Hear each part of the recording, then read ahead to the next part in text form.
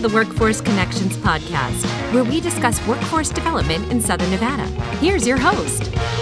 Hi, and welcome to another episode of the WC podcast. Today, we have a very special guest. I want you to help me welcome my longtime friend and colleague, Lori Calderon, who's the general manager of recruiting for Arizona, California, and Nevada for Empire Caterpillar. So, Lori, welcome. Thank you for having me. This is really exciting. It's so good to see you. And, every time our lives have chapters, we were just talking about it as we got ready to turn on the lights and the cameras. But it seems like you've been a part of every chapter of my life. And I'm so glad as we've moved from jobs, we've worked together, apart, but always we find a way to reconnect, and here's the latest version. So I'm so happy about that. You're right. I mean, we live in such a huge city, but it's such a small town.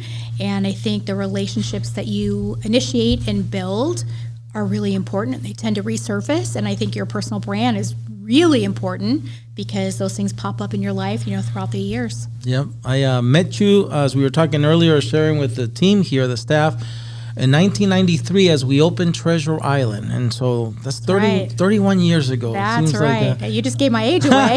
well, we started when we were 10, I think. We were on a special working permit. Right. But you have, again, over 30 years of recruitment experience here in our town. And before we really start to talk more about your professional experience, tell us where you were born, where you grew up, you went to school, and take us perhaps all the way to your first job. Sure. So I'm from St. Louis, Missouri. So one of a town that's original hockey fans. And when I finished high school or was finishing and thought about going to school, I thought that the world ended, like it just fell off right on the border of Missouri and Iowa. So I went to Northeast Missouri State, which was about 4 hours from home. So it was just far enough for me to get away from home, but it wasn't too far that I couldn't, run back to mom if I needed to do that. So I went to school there. I went for 3 years, and then unfortunately we had a tragedy in my family. My brother was killed. And so, we're a family. I grew up on welfare. I really had to kind of find myself in a way that in an environment where I really didn't have resources or mentors or anyone to really guide me. And so I left school. It was a pretty traumatic experience, as you can imagine. And so I then became an adult learner many years later. And I think with that, honestly, I think I appreciated education a little bit more. And I finished at Capella University, which is an online opportunity. And so I think also with that, when you're in high school and you're asked, what do you want to do for the rest of your life? It's a really daunting question to answer. And I thought I wanted to go into communications. And then I found my love for human resources and recruiting. And I worked during school. In my job out of school, I went into into banking. And that's how I met a friend who I then moved to California. Was almost 23. She showed me, I visited with this whole world. I saw that there was life outside of Missouri. And 2 weeks later, after visiting her, I packed all my stuff up and we drove cross country, Thelma and Louise style. And I moved to California and subsequently Nevada. So, I've had different jobs, but it took me a little bit to find my passion. Yeah. And tell me a little bit more about, I know when you said, as soon as you said St. Louis, Missouri, my good friend and member of the Workforce Connections Board, Mary Beth Sewell, who's the CEO, president of the Vegas Chamber. We just had a couple of other Board of Trustees do the podcast with us, but she's from that area, a little rural area, a little southwest of St. Louis, Missouri. Kelvin Watson, who's also, he's the executive director of the Library District, also a member of Workforce Connections, native from that area. And I will be in Kansas City, Missouri next week for the U.S. Conference of Mayors. Is Kansas City, Missouri close to St. Louis? It's not. In fact, they've always been rebels with the baseball teams, but no, it's a little different. Lifestyle, I think, is pretty similar because you're in the heart of the Midwest, but it is different from there. Oh, okay, very good. But I can still find good barbecue. Oh, yes, you can. Okay. Yes, you can. I'll have to get your tips then. Again, as I mentioned earlier, you and I met in 1993 as the Mirage and Treasure Island were redefining a new era in hospitality gaming in Las Vegas.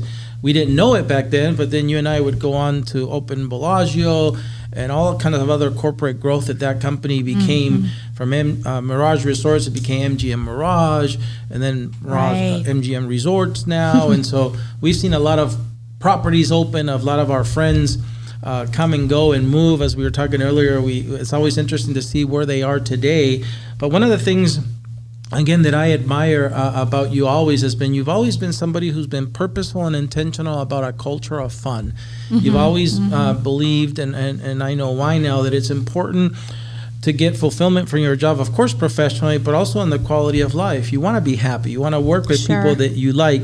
And I've heard you say that, especially, this is important as a recruiter, that you would rather have the employee choose the organization than the organization choose the employee. So tell our listeners a little bit more about that Lori Calderon recruitment philosophy. I think a lot of it is just from the different experiences that you have in life, some of the bumps and bruises.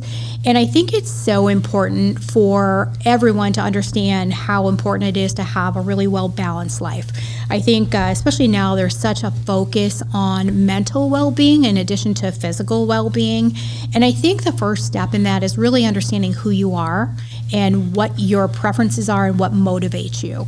And so to do that, I think it's important to understand and experience different types of work cultures and different types of work kind of dynamics to be able to identify what you connect with. And I also think it comes from having the confidence to say to yourself and others, this isn't the best fit for me. And to do that as an employer, I think it's really important that we tell them the good, bad, and the ugly, as I like to say. So give a realistic job preview. Let them understand what the company is about, the great things and the things that are challenges, as well as the job. And when you find that there's a good marriage of a company choosing an applicant and an applicant choosing a company, the chance for success is so much greater. I don't like to sell, because in recruiting, you're a salesperson for that employer brand. I don't like to sell something that I don't believe in and I don't stand behind. I think that personal integrity is so important, and it's not worth being able to plug someone into a hole to check a box to say you filled the job. It's important to find people that are good fits for the organization, and there's nothing more rewarding than to watch them grow and prosper. Yeah, and I get that sense, again, as I've told you in private, it makes me happy as my friend that you found that place at Empire. I can hear that in you again, that you believe in what they're about. And so when you go out there and do your recruitment activities, you're not selling, you're just sharing what you believe in. That's right, and that's a way to make a job one that doesn't feel like a job, right? When you do and say everything you do and it comes from the place of passion and heart, you're really talking about what you do and where you do it. And everybody's different. I know for myself that a very, say, formal and conservative culture is just not for me, because that's just not who I am as a person. But half the battle is knowing that, and then the other half of the battle is finding a place that you feel that you can contribute in your natural state and do what you do best, and have people that you work with and work around that really value that, and see how it can add to that bottom line and add to the culture as a whole. And for me, that's personal success. And I think as we get older, I think that we tend to value those experiences even more than focusing on, and I think too many people, especially younger people, focus on the place where they are and the position title where they want to go, and that path in between is sort of just ignored. And it's something that they're looking out into the future, but there's such value in learning the lessons that are every step along the way between one and the other. And I think that's something that's really made me stronger, is just having the patience to really enjoy where I am. Yeah, well said. And today, every employer that I talk to is sharing the same difficulty, struggle, challenge of recruiting, retaining the talent that they need to be able to, keep the business up, or better even yet, grow the business. And I know it's no difference with you, but I do know also by knowing you that you've always, whether it been at MGM Resorts, Diamond Resorts, the Cosmopolitan Resorts World, and now Empire, Caterpillar, you've always been somebody who's been really good at innovative ways to solve that problem and connecting with alternate labor pools. Like I remember watching you as I came into this public workforce development world, and you are still in the private. I've told you this, you've always been very good with the veteran population and connecting with them. And that's something we could learn from you, because it's a difficult world to navigate. There's multiple organizations trying to help the veterans, Right. Multiple, challenges also, but you've been very good at that. So this need to connect with alternate populations is going to become more important, because the labor shortage is not going to get any better anytime soon. Our country has had declining birth rates for the past few decades. The immigration situation is also lower, at least those who with authorization to work in the United States. The retirement population is increasing rapidly. By 2030, we will have every member of the baby boomer, the largest generation in our history, be of retiring age. And so there's no amount, of course, we don't know for sure what AI, how much it's going to plug that hole, because there's certainly not the human capital to replace all of that. But we hope that, of course, AI has a role in mitigating some of that gap. But again, the need to be able to connect to the talent pipeline is increasing. And I know that the K through 12 system is the beginning of that pipeline. And I know you agree, that's why you and I are going to have started working on an activity book for K through 5 elementary school children, to expose them again to the careers, for example, with a company like Empire Cat. So besides K through 12, tell me about the whole thing. Why is K through 12 connection important to you? Why is it important to be able to be effective connecting to the alternative labor pools, whether it be vets, the reentry population, et cetera? Sure. I think employers, they'll sit here and they'll talk to you about this, but they don't want to do things differently. So they want to continue to do things the way they do them and then expect a different outcome, which last I heard it was the definition of insanity, right? So you have to be willing to look at yourself first. And I think what happens is people are people.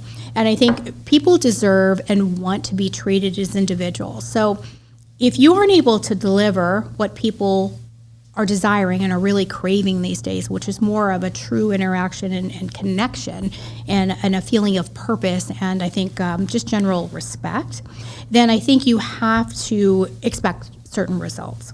So whatever it is that you're willing to do, if you're not willing to look at how to do things differently, I'm all about kicking up the dust, and the good enough is just not good for me. It just doesn't work for me. I'm just not built that way. But I think that in all the things that you do, you have to do a lot of different things. It's not a plug and play. It's not a post and pray. You have to be willing to get out there, to roll up your sleeves and really get dirty, connecting with people, and you have to listen to people. You have to be willing to hear the things that they say, and you have to be willing to look at the way you do things and, evaluate how you're doing it and then identify the things that just aren't working, and that's okay. So I think we have to also think about our options. There was a survey that said 20% of the retiree population then go back to work in some capacity because we're living longer. And so, after you retire and you do your traveling and watch your TV shows, and then what do you do? Like, I don't know, with my husband and I, we might kill each other. So, you have to think about that too. And maybe with a retiree, maybe they don't want to come back 5 days. We work in a role where we hire and train and employ technicians that work on these incredible, huge diesel pieces of equipment, very specialized. Well, maybe they don't want to come back to work and have this regular shift and accountability, but maybe they'll come back 1, 2, 3 days a week with the job of mentoring the younger technicians and all that knowledge that they walked away with, having this opportunity to instill that in the younger population. So I think you have to really be creative, and then I think the young people are our future. So when you deal with, in our company is in parts of California, Arizona, and Nevada. Well, especially in Southern Nevada, the hospitality industry is such a big force, and people don't understand necessarily that there's other options. And for some people, they're really ready to do something different. And if they are, it's nice to know what those options are. So you have to be brave enough to kind of put your name out there and allow people to get to know you, and you have to be willing to get to know them and to listen to what they have to say. Yeah, that's well said. And now, again, after we're done with our project, more young young children and their teachers and their principals and of course their parents, their families will know about Empire Cat and the careers because of the activity book that we're going to have. And so you are always looking at new things. Have you been able to keep your success of connecting with vets and bringing them into the workforce in this new role as well as successful as you were in the hospitality? So that is definitely off the ground. We are working on a playbook right now that we're creating for military, diversity, retiree, and then skilled technicians within our team. And that's something really important because there's an incredible skill set, and it's not just the skills that they bring, it is just the commitment and the professionalism and the ethic, And so that's definitely a high priority. I have 7 veterans on my team, including 1 military spouse. Wow. And so that's a really important thing for us because it's hard to really connect with veterans and members of the military, including the spouse and caregiver population, if you can't talk firsthand. So if you have someone on your team who is reaching out to military, first of all, there's a thing about engaging with the military is that they can sniff out a fake in a second. So you want to do it in a way that's very authentic. And the best way to do that is have someone who has firsthand military experience lead that effort for you. You know, I think as a professional, you want to look at your team and your operation and identify and recognize and accept what your gaps are. And then once you know what your gaps are, look to fill them. So I don't have the military experience, therefore I need to bring people in who do, so we can actually be able to connect with people in a real sincere way. Yeah, that makes sense. I think, again, what you're doing is proof that you already knew this, but we, in the public workforce system, there's as you know, there's a lot of different funding streams and programs and eligibility requirements, and we've done a lot better. We're by no means finished, but over the last few years, we've done a lot better in trying to align all of that to be able to push in the same direction, all of us together, all the publicly funded programs, to respond to the demand side, which is the employer, what you're talking about. So one personification or materialization of that is Southern Nevada's regional industry sector partnerships. For the first time, it was tried at the state level for years. It didn't work. But in 2022, we successfully partner again with the Las Vegas Global Economic Alliance, Tina Quigley and her crew, the Vegas Chamber, Mary Beth and her crew, the other chambers of commerce, but also, most importantly, employers to be able to really have the demand side of the equation drive the conversation. We also invited to the regional sector partnerships those in charge of the supply side. And again, as we've talked about earlier, the earliest piece of the talent pipeline is that K through 12 section. And then, of course, after that, we have all kind of post-secondary options, like we talked about the military, apprenticeships, vocational training, community college, universities. But aligning those two is what I think we are really striving for here in Southern Nevada. And I know that you're a part of that movement. Why do you think it's important? Along there, we also have published now 3 versions of the Workforce Blueprint, 2017, 19, and 22 is our recent one. But all of this highlighting in-demand occupations, in-demand skills is important. We believe it's important that the businesses or the employers be the ones that lead. Do you agree? I know you do. Tell us why you agree with that, why it's important for the employer to be in the driving seat of how we shape the future workers. Well, I think the employers know where their skill gaps are. They also know their employee populations, and they know, when you talk about people that are scheduled to retire or looking to retire, they have those trends, they have that analysis and those statistics. So you really identify where the gaps are. The key is to being prepared and as much preparation as you can. Things happen and you may have some additional bumps in the road, but it's also really important to have great partnerships like the one we have with you, because you also have knowledge and information that you can share that help us kind of properly or proactively prepare for the things that are coming, whether it be other additional trends and statistics or not. But I think that's critically important that those lines of communication are open. I think communication is such a key to any successful business or relationship, but the more that knowledge that we share, and I'm one employer, but I may be talking to some that may do something similar or even things that are different. And in conversations, you identify the things that are different or might be enlightening to where there's things that you understand that you need to look in your business to see if you have the same challenges coming. But I think that's a critical component that we work together for the betterment of our community and betterment of our state. Yeah, I agree. And we're grateful that you along with other employers, are partnering with us on that.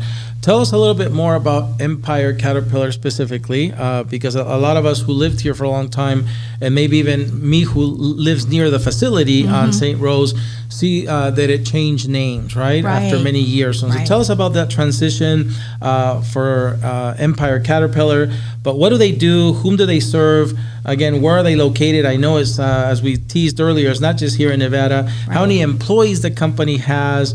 And more importantly, what type of career opportunities do they offer for our listeners to know, oh, that's what I could do at Caterpillar Empire? Sure. So, I mean, I think a lot of people know Caterpillar. You see these big, humongous machines on the side.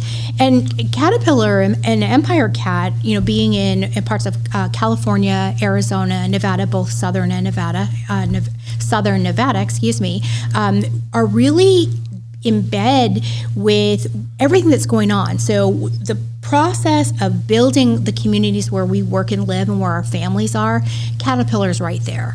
So, you know, you see things that are being built now, whether it be stadiums or it be, you know, railways, and you see the cat trucks that are sitting right there as well. So we're involved with things that support mining. There's a lot of copper and gold mining in our state. In Arizona, like a huge amount of mining. There's all kinds of things with paving, with construction, with agriculture, and with power generation too. So our location in Nevada sits on 40 acres, and then we also have a site over in North Las Vegas. And the company is growing so much because there's such a high demand for the business. So we're about 4,500 employees now. Wow. So Empire acquired Cashman Equipment. So the big yellow building on St. Rose. In fact, when they reached out to me about this job, I said, oh, I know that building. I turned around in there once, and I know the yellow building. You can't miss it. And so I think the growth is largely due, and it's not just that the industry, there's so much building, but Empire has the most incredible reputation with its clients. So ensuring that there are these very genuine, down-to-earth, authentic relationships so that, you know, and our president and CEO, Jeff Whiteman, is just phenomenal. Like the culture that he has created in this business is something I've never experienced in my career. And my first few months there, I literally was saying to myself, is this for real? Because it was such an incredibly fulfilling and rewarding and just humble kind of feeling to work there. And with that, the clients are so responsive, and they're choosing Empire Cat to you know, fulfill their business needs because of those relationships. And the employees feel the same thing. So his effort and his focus is that everyone treats those employees so that they know that they're cared for and respected and welcomed. Welcomed is one of the things that he says. And so it's just an incredibly dynamic and extremely unusual culture. And the jobs we definitely have diesel mechanics, and our mechanics make great wages. The wages in the company are very strong. So there's diesel mechanics. There are great entry-level positions where you can come in and work in the warehouse, be a yard attendant. And the opportunity, which is the best thing to me, is the opportunity for growth and promotion. So we have through Caterpillar what's called the Think Big program, and it's a relationship where we partner with a community college. Arizona is where we have it now. We're trying to find land in Nevada so we can extend it here. And it's a program where you go through, you do your studies, and then you are being trained on the ground, on the spot with people from our company who will be your instructors and teach you how to do all of the technical work on the equipment itself. And then when you're finished, then you're placed in a role with the company. And we have equally as amazing programs internally. So we have internships, we have management training programs, and I've never seen a place where there's so many internal promotions and so much growth. And it's really just refreshing to see that. So if somebody wanted to find out, Lori, open positions at Empire, where do they go? What's the URL? They can just simply search Empire Cat. Or you can search Caterpillar, Nevada, Arizona. It'll pop up. But Empire Cat is our website. And I think the best thing to do is go and land on that page, learn a little bit about the company, and then hit the jobs, and you can see what's open. And then, you know, we are in the community, so there's always an opportunity to connect with us and come meet with us face to face. We also have an email address. It's greatjobs@empire-cat.com. empire.cat.com that they're welcome to reach out to and send resumes, or if they have any questions of where we're going to be, or kind of questions about the positions as well. And then we are doing for the grade schools and the elementary schools and high schools and even trade schools tours. So we're going to, when we have the coloring book and we go to the schools, we're actually going to offer to do tours where the kids can come with their parents if they like, and really kind of take a look at who we are and what we do and see that firsthand. That's awesome. So we'll make sure we put those two. The website is empirecat.com, and then the other Great Jobs email address, we'll put it on here. One more time, say it. Yeah, it's Great Jobs at empire-cat.com. And then if you go and Google, it's empirecat.com. Very good. We'll make sure we put this on the screen for those who watch us. And of course, a lot of our listeners are through the audio platform. So I'm glad you said it twice. I think it's important, as you said, that you, I love that you are being so intentional about plugging into that K through 12 pipeline, because, a lot of people say, why would I want to talk to somebody in an elementary school if they're only 10 or 11 years old? Well, guess what? 7 years from now, they're going to be your worker. So it's not that far off. And so I think the companies that are more purposeful about that are going to reap the benefits sooner, because you're building interest in your company and the careers in your industry. So great job at that. We've talked a lot about work, and I might know some of the answers here, but we want to tell our listeners so they learn a little bit more about Lori. What does the perfect day of relaxation look like for you? How do you spend your time off work? I'm a pretty high energy person, so I'm definitely not one you're going to see me just kind of laying around. I just signed up for this workout place where you do a lot of rowing, rowing like on a boat, and I enjoy that. And yoga, love my 3 dogs, and I like to travel any chance I get. Yeah, you've always loved to travel. Do you ever travel with the dogs? I do sometimes. In fact, I tend to, because I tend to have this dog mom guilt. So I tend to try to find like VRBOs and places I go that will allow dogs, because it just gives me more peace of mind. Now, you also need room in a car for 3 dogs. You do. Okay. I have SUV. Okay, good. Yeah, that won't stop me. Yeah, I know you've always been tiny, but you've always driven a mighty big car. Yes. So bigger vehicle, the better. Yeah. Well, Lori, besides work, professional work, and also in your personal life, you've accomplished a lot of great things. And there's some young people that sometimes can't envision themselves being the type of having the successful professional career you have at multiple stops, and being on executive teams, and now again in a brand new sector. So you've had a very diverse, fulfilling career. And you're somebody who's very respected in the community. What advice would you give somebody who's just starting their career and says, wow, I want to live a full, experience a full career like that? What kind of nugget could you give them? Sure. So, I think the first thing is that you have to walk before you run. And the more you get to know yourself, and the more you kind of pay attention to the things that make you feel fulfilled, the easier it is to find your place. I say that finding the right job is like putting on a really comfortable pair of shoes. And when you put those on, you feel like you're home. You feel like it's the right place to be. But if you don't try places, you won't know. The other thing I think it's really important is to seek out someone who could be a great mentor to you, someone you look up to, someone who kind of emulates the person that you want to be when you grow up, or if you will, professionally speaking. I was blessed enough to meet Bill Macbeth very young in my career in 1993, and he's still my mentor today, and that's a lot of years under the belt. But he's someone that always kind of took the time for me, listened to me, gave me advice, and really kind of guided my career. And I tended to follow him where he went, because he was just such an incredible leader and just such a great human being. And I think having someone that you connect with who can be real with you and give you honest feedback and give you advice, and someone that you feel like understands you enough that advice is going to be spot on, is really key. And I think there's lots of ways to find mentors, but to be open to that and understand the value of kind of having the relationship. And the last thing I would say is, no matter what you do it from a place of authenticity. So be true to yourself and find jobs and employers where you're going to work that it really feels like that's the place you're supposed to be. That's really good advice. Is Bill retired at the ranch now? Is that where he hangs out? He'll never retire. No, okay. he has 2 jobs right now. Oh, So wow.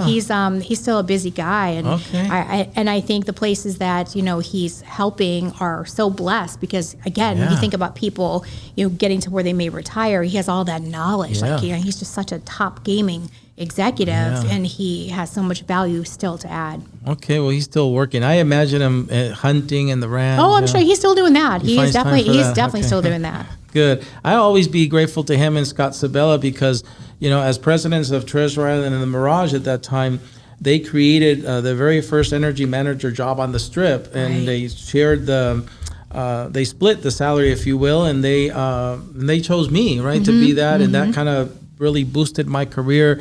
And prepared me for the corporate role, but those 2 guys believed in me. So, like you said, mentorship and building that network because it's not a one time. You run into That's right. into that Absolutely. all your life, and I've continued to run into them too as their careers have, as you said, progressed. So, great advice. Thank you for sharing that. Of course.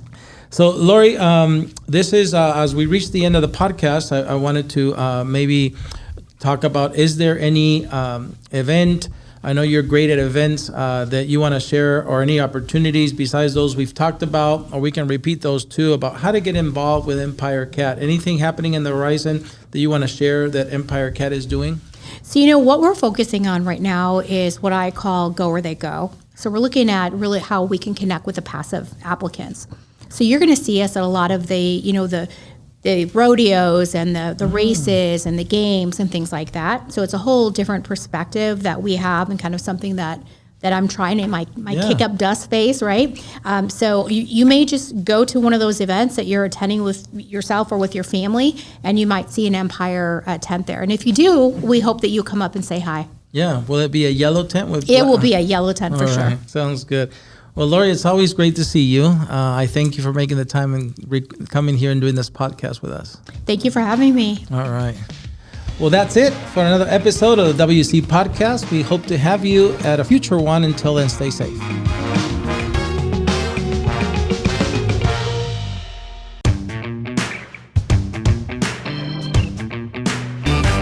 Well, Lori, thank you for staying over to do our bonus segment called Against the Wall. Our first segment is called Your Favorites. Are you ready? I'm ready. I'm going to give you a category, and you're going to give me your favorite thing in that category. Let's start with your favorite food. Ooh, favorite food, anything sweet, ice cream. All right. Favorite meal that you cook. I don't cook, so peanut butter and jelly. All right. Favorite wine or cocktail? I'm not much of a drinker these days, but I guess maybe it would be mojito. Oh, we put away a few drinks back in our days. Yes, we did. All right. Favorite musical group or artist? Oh my gosh, I like so many. I'm kind of into country right now, Oh. so I like Jelly Roll. Okay, there's a new, I heard in the paper, I saw in the paper, a new country concert has signed to come to Vegas called Giddy Up. Oh, interesting. Yeah, it's in the paper today, actually. So, your favorite movie? Oh my gosh, I love the sappy ones. I don't even know. There's so many. Today you mentioned Thelma and Louise. Oh, well, that's a classic. How Stella Got Her Groove Back. Those are great Oh, ones. that's our good ones. Your favorite book? Oh my gosh, I do read a lot. I read fiction though. I like anything Jane Green. Oh, good. Favorite shoe store? I know the answer to this Oh, one. I love shoes. Pretty much anything. I like DSW. It has a wide variety. Sometimes I like to dabble in Gucci, but not always. I remember the first time you told me Jimmy Choo, and I was like, what is that? Yeah, you had right. to explain that to me. Right. So, your favorite dancing spot in the 90s? I also know this one. Oh, well, Light at Bellagio was the place. That's That was the right. place to be. Yep. Your favorite sports team? Oh, well, come on, VGK. Yep. Now, great, very good. You made it through our first segment called Your Favorites. We're going to switch to a segment called Tough Choices. I'm going to give you two, and hopefully you can pick one. You ready? Okay. Vacation or staycation? Vacation. Would you rather drive to your vacation spot or fly there? Depends on how far it is, but probably fly. And once you get there, would you rather stay in a hotel or an Airbnb? Oh, Airbnb all the way. When you retire, will it be on a ranch or in the city? Well, I guess if you say what my husband says, it'd be a ranch, but I would be somewhere middle ground because I need people. You maybe will have both, a cabin and an apartment. Sure, there you go. Apartment, huh? Oh, I think I know the answer. I'm surprised though, because you and I used to, again, back then, but the question is red wine or white wine? White wine, sweet. That's what I remember. Yeah, sweet. So, day by the ocean or hiking in the mountains? Day by the ocean. Employee choose the employer or the employer choose the employee? I think it's got to be both. The staff's been paying attention. They've Yes, they have. Yeah. Actions or words? Actions. Justice or grace? I think both. Yeah, it's a tough Combination one. of both. Yep. Very good. You made it through tough choices. The last segment is called Finish the Sentence. I'm going to give you 95% of a sentence. You're going to finish it for me. You Okay. ready? Okay. If Lori could visit any place in the world, it would be... Ooh, Greece. The best part of living in Southern Nevada is... The diversity of the people. Lori's favorite thing about her job at Empire Cat is... The culture. If Lori could travel back in time, she would travel to... My gosh. I traveled to when my grandmother was alive so I could just have another conversation with her. I would travel to light in the 90s with you. Oh, well, yeah, that's a good place to be. 3 words that describe Lori are... Authentic, real, and energetic. Couldn't agree more. And doing the WC podcast here today with us was... Awesome. All right. Well, Lori, thank you for staying over doing the bonus segment. Thank you.